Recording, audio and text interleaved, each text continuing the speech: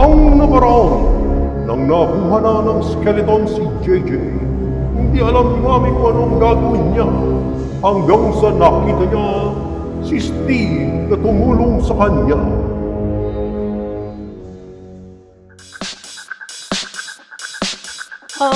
Hello Sir Steve.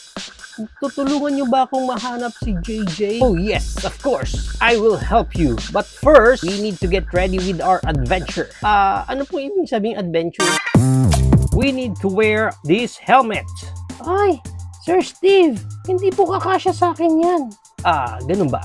Okay lang, okay lang. Sige, let's proceed. You need to eat this burger. But, Sir Steve, ang laki ng burger na yan.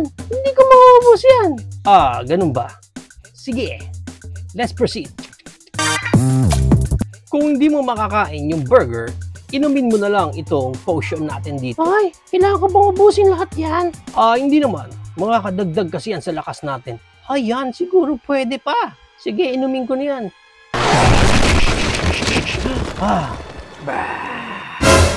Ay, Sir Steve! Sino yung mga yan? Andiyan na yung mga kalaban. Oh no!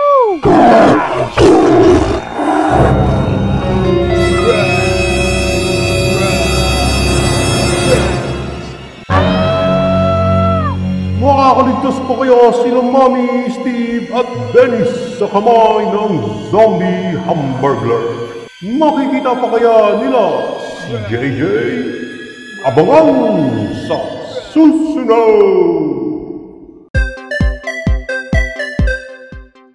And here's the toy that we're going to review for today. This is the McDonald's a Minecraft movie meal. This is not part of their Happy Meal for this month because they have a separate toy para doon sa kanilang Happy Meal set. Apparently, these sets are in blind box. But may kumalat nga na news na kung saan pwede nyo makita yung mga code ng mga box na kung saan pwede nyo ring malaman kung sino yung laman ng box na yun. That's why we have here now the complete set. But sealed pa itong mga to and we will check isa-isa yung laman ng mga boxes na ito. That's why, let's get it on!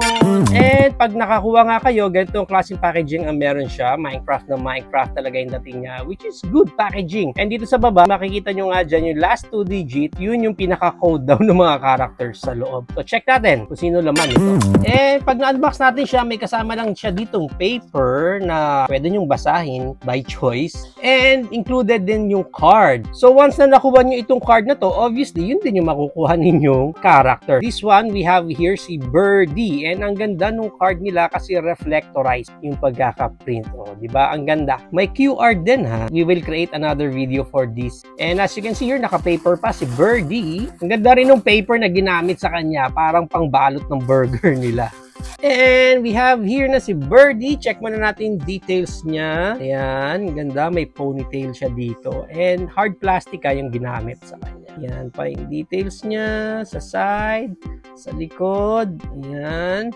So, may pakpak din si Birdie sa likod. And at the same time, yung kamay niya dito is pakpak na rin niya. So, 4 total yung pakpak ni Birdie. Anyway, yan yung pinaka-itsura niya. And wala nang any gimmicks for Birdie. Although, parang medyo maluwag lang itong sa akin. Yung sa paa, yung portion ng paa nung sa akin medyo maluwag. Pero, yan lang. Pang-display lang talaga sila. Ito na si Birdie. Next box naman tayo. Ang pinaka-code natin dito is -04. Pag na-unbox natin, kasama ulit itong paper with writings. Oh, it's a McDonald's fries helmet. Nice. Ang ganda. Orange na orange din. Yung reflector card nila dito. And sa likod, nandun ulit yung QR. And naka-paper dito yung ating helmet. Check natin yung pinaka-details. Parang ganito rin yung diamond helmet ni Steve.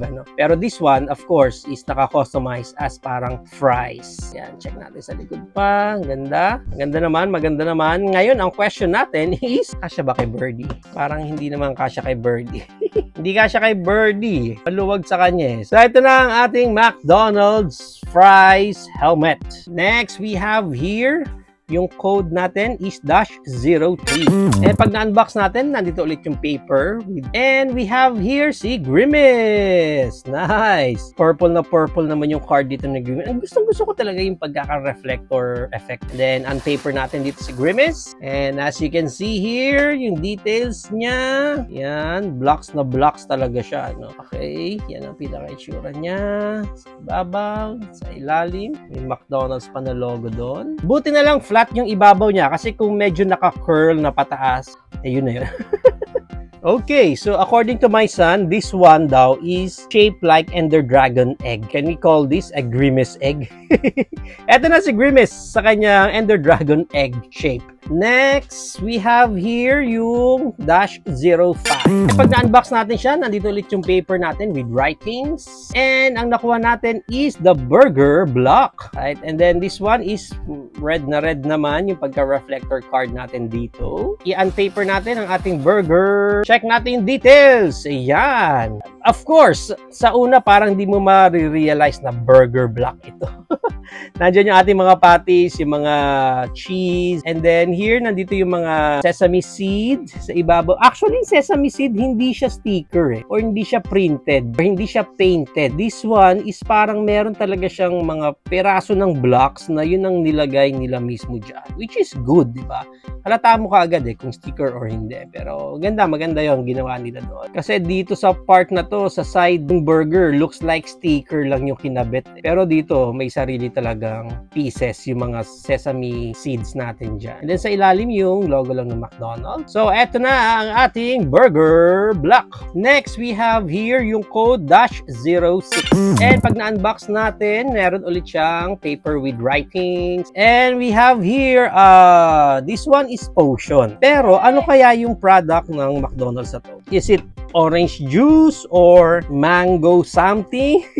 Kasi orange pati yung card niya, yung reflector niya, orange na orange. So, I don't know and not sure. Parang straw yata yung nandun sa taas. Comment down below, guys, if mas sigurado kayo compared sa akin. Kasi for me, ang unang tingin ko talaga dito is mukha siyang chicken. Sorry, pero ganun ang nakikita ko dito. Parang bone ng chicken and then chicken talaga! Chicken legs yung nakikita ko dito. Pero I know naman na potion nga daw ito. But I don't know kung anong product ng McDo. So, comment down, guys. And yan, paper natin dito yung ating potion. Check natin yung details. Nice. Ang ganda. Ang ganda. Ang ganda ng details. Kasi natuwa ako dito sa potion natin. Kasi from the details dito sa taas, nakikita nyo dito sa may white part niya, hindi lang basta plain white May mga lines pa siya na design. And then hanggang dito sa pinakababa niya, may mga konting pixels pa siya dyan. Even dito yung dalawang layer natin dito, hindi siya pure orange lang, kundi parang may mga pixels pa na orange, diba? And then dito yung solid orange na, which is good kasi nga mas marami siyang details, mas maganda or mas ma-appreciate natin yung pinaka-figure natin dito. Ayan. So, ito na ang ating potion. Last but not the least, we have here naman the -01. Pag na-unbox natin, meron ulit tayo ditong paper with writings. And ang pinaka-nakuha natin, si Hamburglar Zombie. Nice! Ang ganda, green na green din. Ganda talaga ng mga reflector cards nila. And ang paper natin dito, si Hamburglar Zombie. And check natin details niya. You can see here. Nice! Ganda! Ang ganda. Ang ganda niya. Ang nakakatuwa is that hindi siya yung plain black lang na talagang naka-straight yung box, tapos dito sa paa straight lang din. Kasi kung papansinin nyo guys, tabingi yung ulo niya di ba? So black siya pero nakatabingi yung ulo. At the same time, dito sa paa niya, parang slightly forward yung isa. Ayan, no? Which is good, di ba? May ganong klaseng element ng details. Titignan ko maigi, even yung kamay niya, hindi rin pantay Hindi symmetric yung pagkakagawa sa kanya, which is good. So, ang ganda na ng details niya, and then ganun pa yung mga features niya. Solid, ang ganda netong Hamburglar Zombie natin. Now, para sa size nung figure natin dito, yung potion natin, mga 3 inches, ganun din si Grimace, almost 3 inches, yung burger natin, 2.5 inches, yung fries, almost 3 inches din. So, yung ating zombie, 4.25 inches, ganun din yata si Birdie, 4 inches lang si Birdie. Now, ang maganda niyan is i-compare pa natin sila sa iba pa nating figures. I-compare muna natin sila dun sa ating McDonald's Happy Meal, which is, nandito yung ating shape, para makita niyo yung size price nila. And we also have here yung ating Creeper. Lagyan natin dito si Ship. Tapos si Creeper dito, lagyan natin yan. Ganyan ang pinaka-height nila. And of course, mag-include tayo dito ng main figure natin from a Minecraft movie. And nandito naman si Dennis the Wolf. Yan. And of course, include natin ang ating main character na naka-diamond armor, Steve. Yan. Ang ganda! Ang ganda ng scaling nila. Include na rin natin ang ating Warden. Yan, no? Ganda! Ang ganda ng scaling nila. Saktong-sakto si Warden, guys. So, yan ang ating height comparison. So, if you are planning to buy these toys, actually, ang price nila ng kanilang meal para makakuha ka is $299 per meal. And I think there are 2 sets of meals na pwede nyong pagpilian para ma-avail nyo yung isa. So, in total, of course, ita times 6 nyo na lang dahil 6 pieces lahat ito. And ang medyo sad part nga doon na kinakagalit ng marami is that blind box kasi talaga siya. If hindi mo alam yung mga codes ng box nila or hindi allowed, you might end up na magkaroon ka ng mga doubles na mga figures. So there you have it now, guys. Tara ang ating McDonald's a Minecraft meal. What do you think of this whole set? Is it a go for you or no for you? Whatever thoughts, please comment it down below. But for me, when it comes to our main figures here or yung mga toys mismo natin, solid naman talaga, solid. Actually, mas maganda pa nga sana to kung nilagyan nila ng mga articulation to. But aesthetically speaking, I am super satisfied sa pagkaka-execute nila and pagkakagawa or even sa pagkaka-design ng mga sets ng toys natin. So, for me, maganda talaga yung design ng bawat isa. Ang medyo magiging downside talaga natin dito sa buong set na to is not about the toys or yung design nila, but how you can get yung buong set na to. So, first of all is nasa special meal na sila kasi nga nakaseparate sila, hindi sila kasama doon sa mga regular meals or ng Happy Meal. And lastly, of course, ang pinakaayaw nga ng lahat is nilagay nila as blind box. Which is, for me, valid din naman yung angal ng mga ibang collector. Kasi nga, imagine mo for $299 and possible pa na magkaroon ka ng doubles. What if kung 3 McDonald's na yung kinainan mo and then lahat yung puro si Grimace lang nakuha mo? So, sayang nga naman kung ang goal mo is makompleto mo kaagad yung buong set na to. But for me, ang positive side naman doon, kung gusto mo lang talaga ma-enjoy even yung thrill ng pag-hunt ng mga toys natin, and then, what if kung magkaroon ka ng 3 na potion? So just imagine mo sa display mo ang dami mong potion, which is for me good. Especially itong Burger Black natin dito. I think there's nothing wrong naman kung magkaroon ka ng doubles. Kahit si Birdie yan or yung zombie yan na Hamburglar, I think okay na okay lang na magkaroon ka ng doubles. It's like yun yung tinatawag nilang mag-army build ka na lang, diba? So for me, on the brighter side, kung blind box talaga and wala kang choice na makapili kung sinong character ang gusto mo, so I think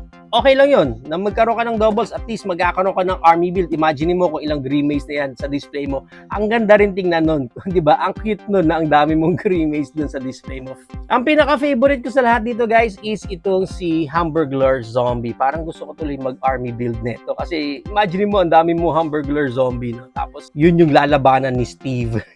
How about you guys? Sino ang pinaka-favorite design nyo sa lahat? Nakompleto nyo na ba lahat? Or hanggang ngayon, nag-hunt pa rin kayo kasi true doubles lang yung nakukuha ninyo? Let me know naman, guys, kung sino ang pinaka-favorite nyo sa buong design na ito. Please comment it down below.